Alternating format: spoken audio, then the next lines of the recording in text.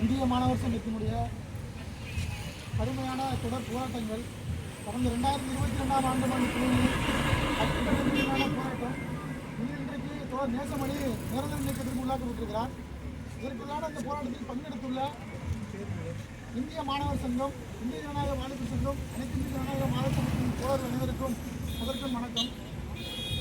இந்திய மாணவர் சங்கம் தூத்துக்குடி மாவட்டத்தில் கிட்டத்தட்ட 2000 ஆண்டு துவங்கி இந்திய மாணவர் சங்கம் 12 காலமாக கல்வி கட்டணத்துக்கு எதிரான போராட்டத்தை இந்த மாவட்டம் முழுவதும் நடத்திருக்கு.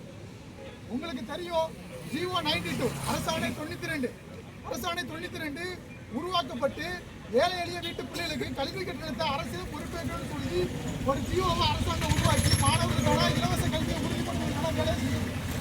அதை அமல்படுத்த மாட்டோம்னு சொல்லி இங்க இருக்கக்கூடிய தனியார் கல்லூரி நிர்வாகங்கள், இங்க இருக்கக்கூடிய கல்வி முதலாளிகள், கல்வியை வியாபாரமாக பயன்படுத்தக்கூடிய முதலாளிகள் ஈடுபட்டு இருந்தாங்க. இதற்கு எதிரான போராட்டத்தை கடந்த காலத்தில் இந்திய மாணவர் சங்கம் வலுமிக்க போராட்டத்தை முன்னெடுத்தது.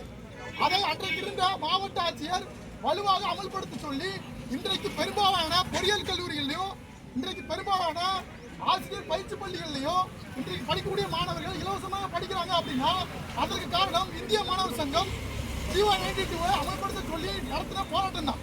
அந்த போராட்டத்தின் விளைவாகத்தான் இன்றைக்கு பல்வேறு கிராமப்புற ஏழை எளிய வீட்டு பிள்ளைகள் இலவசமாக பொறியியல் படிப்பையும் பிஎட் படிப்பையும் இன்றைக்கு நிறைவு செஞ்சு படிக்கிறாங்க. அப்படியான ஒரு போராட்டத்தை தான் 2022ஆம் ஆண்டு இந்திய மாணவர் சங்கம் இந்த தூத்துக்குடி காமராஜ் கல்லூரி, நீங்க தூத்துக்குடி காமராஜ் கல்லூரியில் முன்னெடுத்தது.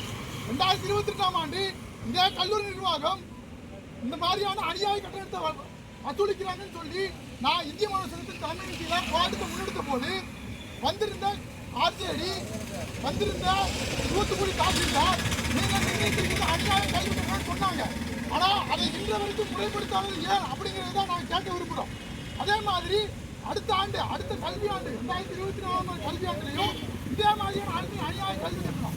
அப்போ இதற்கு எதிரான போராட்டத்தை முன்னெடுத்தா மாணவர்கள் மீது அபாண்டமான பழி போட்டு நீங்க பேராசிரியர்கள் தவறுதலாக பேசுறீங்களா, பிரின்சிபலும் நீங்க தவறுதலாக சொல்லி நீங்க இன்ஸ்டாகிராம்ல ரீல்ஸ் போடுறீங்க, யூடியூப்ல ரீல்ஸ் போடுறீங்கன்னு சொல்லி தவறான குற்றச்சாட்டுகளை உருவாக்கி திட்டமிட்டு அந்த போராட்டத்துக்கு தலைமையாங்கிற தோழர் நேசமணி மீது டிஸ்மிஸ் ஆர்டரை நீங்க கொடுத்துருக்கீங்க. அதை எதிர்த்து இந்திய மாணவர் சங்கம் பலதரப்பட்ட போராட்டங்களை, சட்ட ரீதியான போராட்டங்களை அரசு அதிகாரிகளை சந்திச்சு நடத்துறீங்க.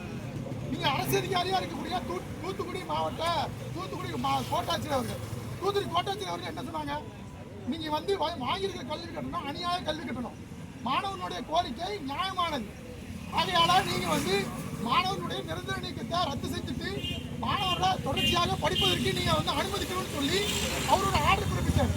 ஆனா இந்த கல்லூரி நிர்வாகம் என்ன சொல்லுதுன்னா, நான் யாரும் கட்டுப்பட மாட்டேன், தூத்துக்குடி மாவட்ட ஆட்சியரா, தூத்துக்குடி கலெக்டரா, இல்ல தூத்துக்குடியில் இருக்கக்கூடிய மினிஸ்டரா, எம்பியா யார் சொன்னாலும் கட்டுப்பட மாட்டேன். நான் என்னோட ஏதாச்சும் போகக்கூட எனக்கு இருக்கக்கூடிய அதிகாரத்தை பயன்படுத்திக்கிட்டு நான் இப்படிதான் செயல்படுவேன்னு சொல்லி கங்கணம் கட்டிக்கிட்டு இன்னைக்கு இருக்குது. இதை அடக்கி ஒடுக்க வேண்டிய பொறுப்பு தான் இந்திய மாணவர் சங்கத்துக்கும், இந்திய ஜனநாயக வாலிபர் சங்கத்துக்கும், அனைத்து இந்திய மாணவர் சங்கத்துக்கும் இருக்குது. அப்போ இதற்கு எதிரான போராட்டத்தை தான் இன்னைக்கு நம்ம நடத்திட்டு இருக்கிறோம். இந்த போராட்டம் இதோட தொடர்பு, இதோட முடிய போறது கிடையாது. இதற்கு எதிரான அடுத்த கட்ட போராட்டத்தை போட்டு ஒரு காலவரைக்கு உண்ணாவிரத போராட்டத்துக்கு போவோம் அப்படிங்கிறது இந்த ஆர்ப்பாட்டத்தில். ஏன்னா நீங்க எதையுமே மதிக்க மாட்டீங்க அப்படின்னா அப்போ எந்த எல்லைக்கும் போகிறதுக்கு நாங்கள் தயாராக இருக்கிறோம்.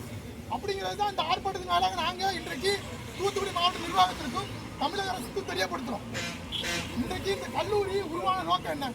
நீங்க காமராஜர் அவர்கள் எந்த விதமான நோக்கம் கட்டி அவருக்கு பெரிய கனவு கட்டு ஏழை எளிய வீட்டு பிள்ளைகள், சாதாரண பாமர மக்கள், அவங்களுடைய பின்னணியில இருந்து வரக்கூடிய குழந்தைகளுக்கு இலவசமான இல்லைன்னா ஒரு தரமான கல்வி வாய்ப்புகளை கொடுத்து அவங்களுடைய வாழ்க்கை முன்னேறுவதற்கான வாய்ப்புகளை உருவாக்கணும்னு சொல்லிதான் இன்றைக்கு இருக்கக்கூடிய பெரிய தனியார் அரசு உதவி பெறக்கூடிய கல்வி நிறுவனங்கள் அனைத்துக்குமே அரசாங்கம் இலவச நிலம் கொடுத்துருக்கு, அரசாங்கம் நிதி உதவி அளிச்சிருக்கிறது. இது எல்லாம் இன்னைக்கு அரசாங்கம் பண்ணிச்சு. ஆனால் இது எல்லாத்தையுமே இன்னைக்கு காதில் போட்டு விரிச்சு அவருடைய பெயரில் செயல்படக்கூடிய இந்த கல்லூரி இன்னைக்கு அநியாய கல்வி கட்டணம்.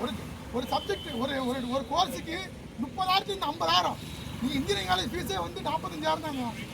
நீங்க ஒரு சயின்ஸ் கோர்ஸுக்கு நீங்க 50,000 ஃபீஸ் வாங்குறீங்கன்னா இது எந்த வகையில் நியாயம்? இதை தான் நாங்கள் இந்திய மாணவர் சங்கத்திலிருந்து கேட்குறோம். அப்போ நாங்கள் கேட்குற விஷயம் நியாயமானதுங்கிறாங்கன்னா அரசு அதிகாரிகள் எங்க தரப்ப நிற்கிறாங்க. அப்போ இது எதையுமே மதிக்க மாட்டேன்னு சொன்னா இதற்கு எதிரான போராட்டங்களை இந்திய மாணவர் சங்கம் இந்து ஜனநாயக வாலிபர் சங்கமும் மாதர் சங்கமும் வரக்கூடிய காலகட்டங்களை தொடர்ச்சியாக முன்னெடுக்கும் அப்படிங்கிறத தெரிவிச்சுக்கிட்டு எனக்கு பேச வாய்ப்பு அளித்தமைக்கு